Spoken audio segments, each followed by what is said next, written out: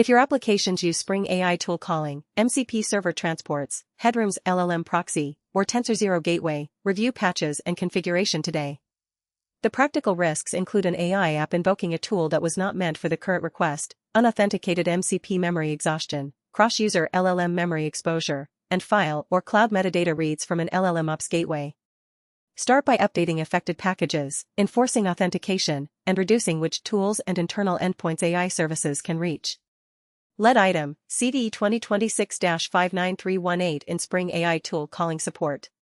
NVD rates at medium, CVSS 6.5, but the product impact matters because tool boundaries are security boundaries in many AI applications. Spring says the per request tool list is advertised to the model as a boundary, but under certain conditions it is not fully enforced when a tool call is dispatched. A tool that was not available to the current request could be invoked, potentially leading to privilege escalation. Affected lines listed by NVD include Spring AI 2.0.0, 1.1.0 through 1.1.8, and 1.0.0 through 1.0.9.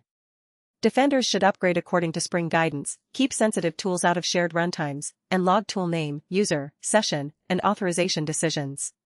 Second, CVE 2026-59279 affects Spring AI's MCP streamable HTTP server transport, both WebFlux and WebMVC variants, in Spring AI 2.0.0. NVD rates it high, CVSS 7.5. The server transport does not limit retained sessions and by default does not require clients to authenticate.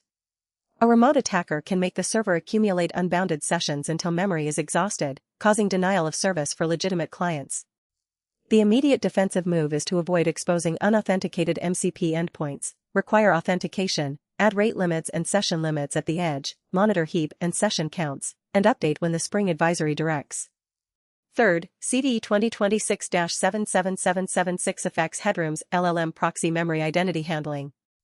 NVD rates it critical under CVSS 3.1 at 9.1, and CVSS 4.0 at 9.3. The proxy derives the memory owner from an Headroom user ID request header without binding that value to the caller. A client could name another user's identifier and read or write that user's stored LLM memory. The advisory notes container-style deployments may expose routes on all interfaces without a required proxy token if defaults are copied.